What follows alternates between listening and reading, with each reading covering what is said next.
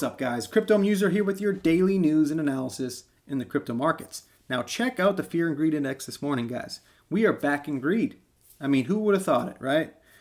Months ago, 3-4 months ago when we were sitting there in, 17 extreme fear, everybody was, calling for the skies falling. We're going back to 20,000 Bitcoin.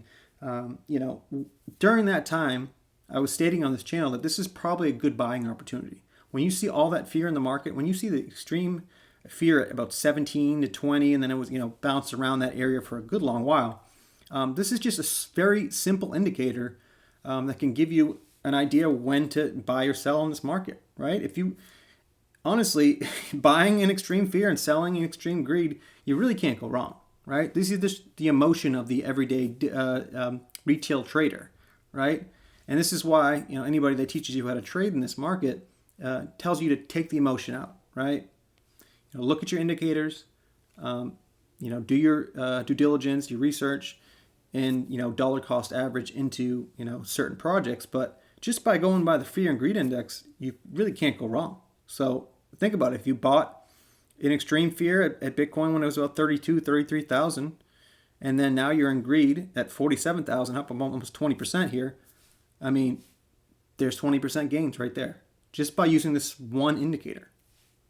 So, it's good to see, obviously, but, the emotions of the retail traders out there, it will go back and forth. I mean, if we have a dip down back below 45,000, I'm sure it will go back into the fear, but it's just good to see the momentum swing in the upside here. And, 47,000, 48,000, these are, psychological barriers that are good to see. And we went past the 50-day moving average, which was huge, right? So we're moving in the right direction. I still see a couple dips in the future, but at least, higher highs are being made.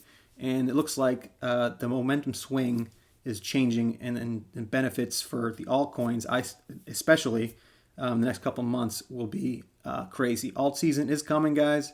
Hope you got your bags packed.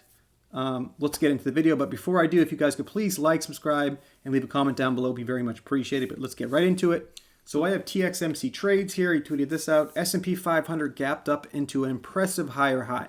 Now, when I look at the whole, especially the crypto market, I want to, look at all markets, right? The crypto market and the stock market are very much correlated. So whatever's going on in the stock market is going to have a lot to do with what's happening in the crypto market, right? So, by the way, TXMC is a great on-chain analyst. Definitely give him a follow on Twitter and on YouTube. But why I'm showing you this is that, the signs are looking very good for the stock market as well. So as the stock market regains all the losses they had in the past months, just like crypto, look for these two to come up together, right? I don't think that this is going to be, a long-lasting, bull cycle for both these markets. But I think in the next 3 to 6 months, you're going to see, I've mentioned this a lot, for the crypto market, you're going to see a lot of those lagging altcoins that really didn't make their moves in the last year and a half finally, have their time to shine in the next couple months. And I feel like it's going to be the same way with the stock market.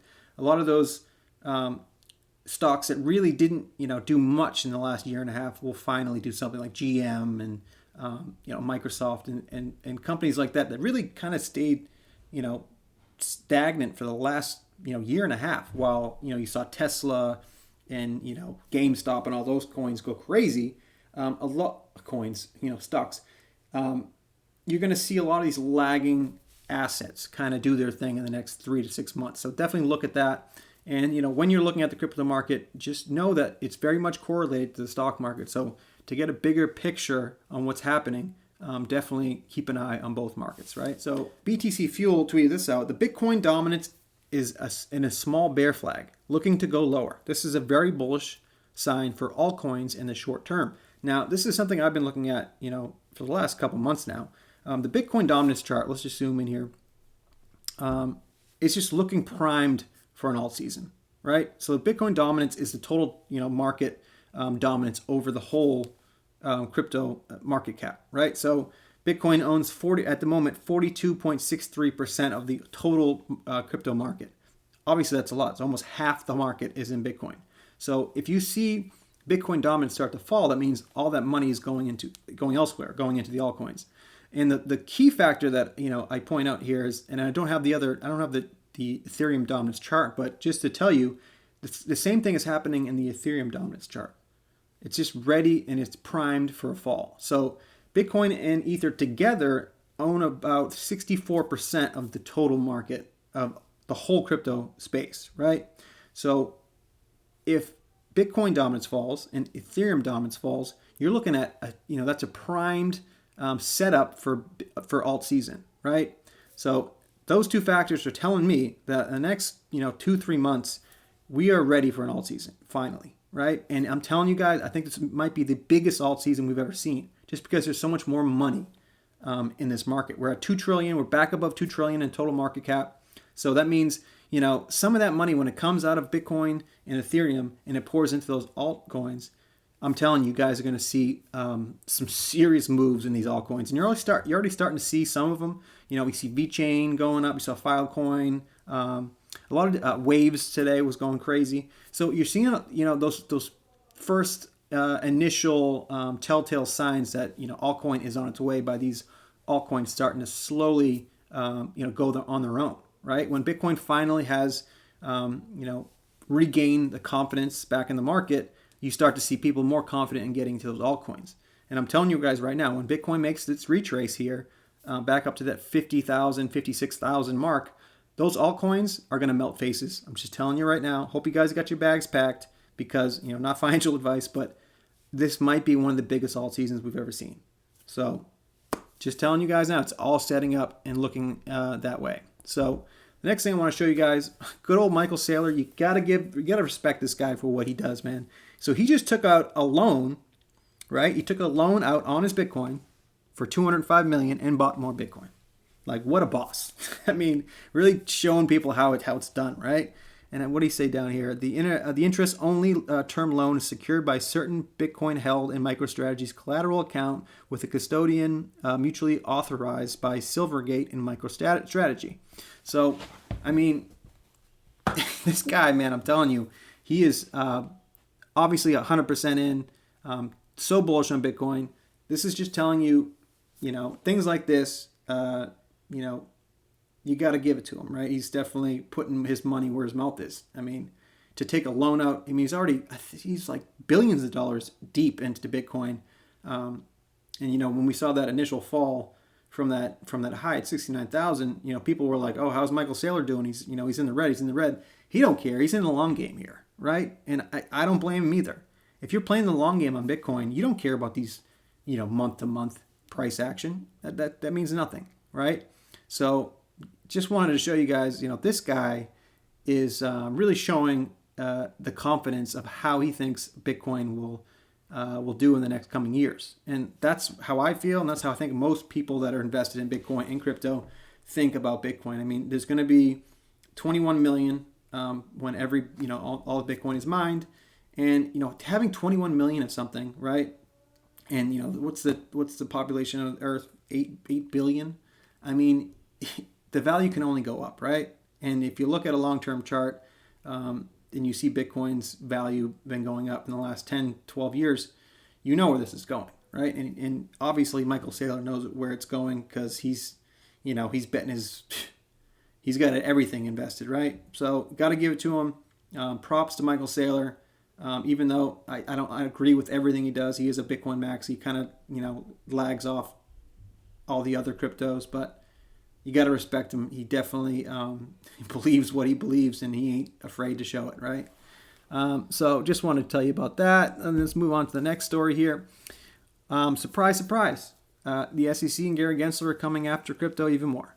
A new proposal by the U.S. Securities and Exchange Commission aims to redefine what it means to be a securities dealer, a move industry experts say could cripple the decentralized finance industry, DeFi. Now, we've seen him go after exchanges. We've seen him go after Ripple. We've seen him have to go after Library, a smaller company. He is a Goldman Sachs guy, right? If you don't know, he was I think he was one of the youngest board members on Goldman Sachs back in the day. This is all on behalf of his banker crony friends, right? He's trying to put a dent in the DeFi space here now, which is obviously DeFi is the biggest threat to the banks, because for years they've had a monopoly on basically running people's money, right? They take your money, you put your money into a bank account, right? You get like zero interest basically, and they take your money and they loan it out for 15, 20% in personal or business loans. And it just made no sense, right? They've been doing this for years, and finally people are, being aware of this, and they're like, you know what, we don't want to put our money in a bank anymore. And then it loses, by the way, you're losing money due to inflation too. So holding your money in a bank is probably one of the worst things to do. And now banks are starting to realize this, and they're like, oh, we gotta figure this out, right?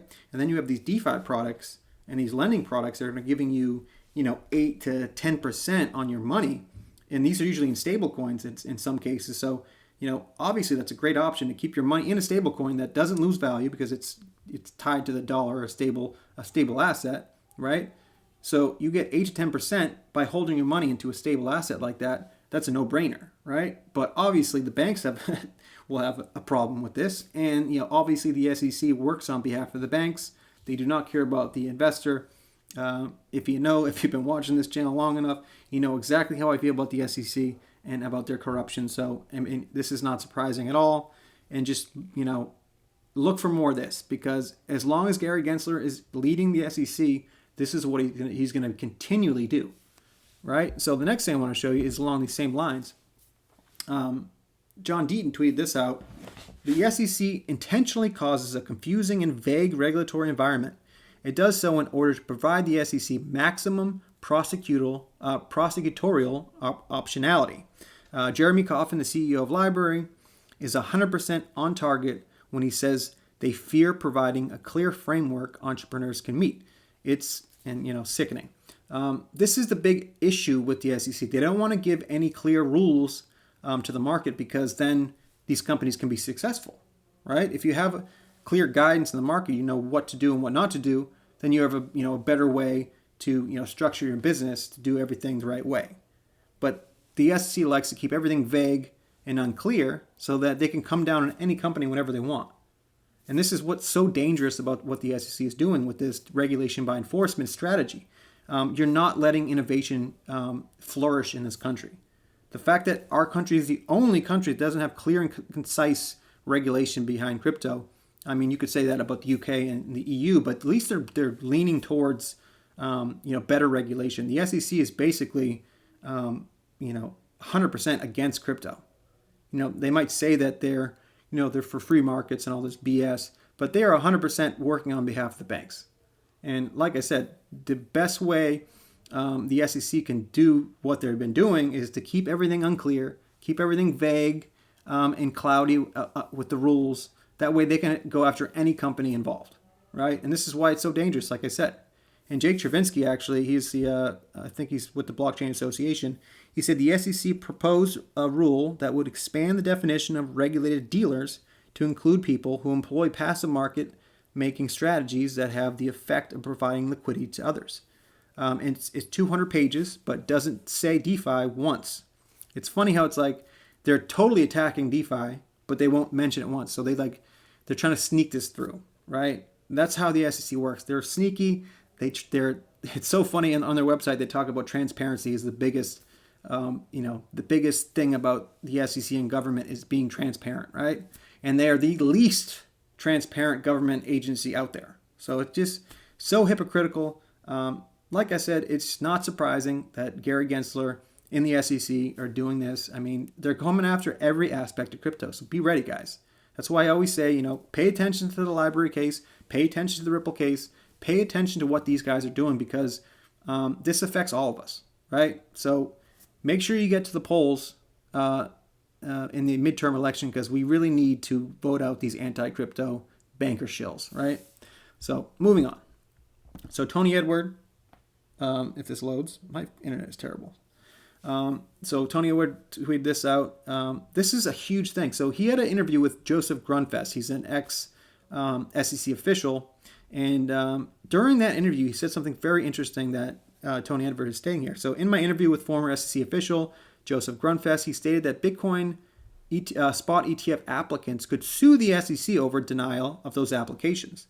And this was like 2 weeks ago when he had that interview, and he's been stating this on Twitter now for the last couple of weeks. And finally, it looks like Grayscale, and this was Bitcoin Archive that tweeted it out, breaking Grayscale threatens SEC with legal action if Bitcoin spot ETF application is rejected. Now, and Joseph Grunfest also said that the SEC would lose this lawsuit if someone sued them, for rejecting this ETF application. So this is exactly what we need. We need these companies like Grayscale to come after the SEC, because there's no reason why there should be, if there's a futures ETF and there's no spot ETF, that makes literally no sense, right?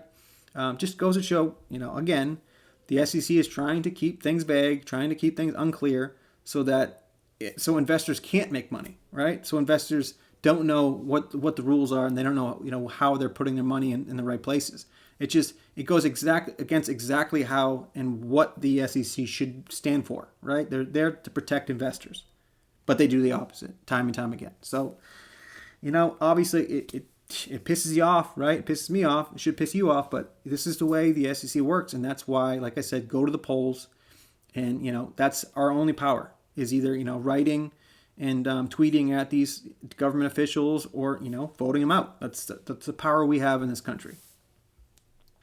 So the last thing I want to say in this video, this is a big thing, because everything happening with Canada in the last couple of months was very disturbing, right? For them to be a leading, and putting in quotation, a leading democracy in the world, and them coming after people's bank accounts and crypto accounts if they didn't agree with your political views, that is very dangerous, right? That is not a democracy. That is leading towards communism, or dictatorships, right? That's what happens in China. That's what happens in Russia. That shouldn't be happening in a democracy, so-called democracy in Canada. So obviously, with everything happening around that, you're seeing a pushback against Trudeau in Canada, and now we have a new candidate in Canada, Pierre Poilievre. Can't really pronounce that last name, but it sounds French. So Pierre Poilievre says if he's elected as Prime Minister in Canada, he will keep Bitcoin legal and reject a China-style crackdown. Now, you think he'll be a leading candidate? I think so, right? I think crypto is one of the biggest issues moving forward in these coming elections, because it's just becoming clearer and clearer that crypto is here to stay, obviously, but more and more people are getting involved in crypto, right? And it's all the younger generation. So the ages from 18 to 50, those people are like basically 50% are involved in crypto, and those numbers will keep going up, right? The more adoption you see around crypto, the more people will get involved. And I'm telling you, it's going to be a major issue, because it's about making money. It's about having financial freedom. It's about leveling the playing field for that in the world of finance. And that could connect to everybody around the world. So I'm telling you right now, in these coming elections, in the election in Canada, the elections in the U.S. and all over the world, crypto will be one, if not the biggest issue among voters. So, these politicians better get their shit together, because they will be voted out if they come out, against crypto and against, this control that the big banks and these big institutions have, over everyday people. So good sign to see. Hopefully Canadians are seeing this and they do the right thing. But I will end the video there. Just remember to like, subscribe, and leave a comment down below. But remember, I am not a financial advisor. Please do not take anything I write or say as financial advice. This is for educational purposes only. And thanks, guys, and we'll see you on the next one.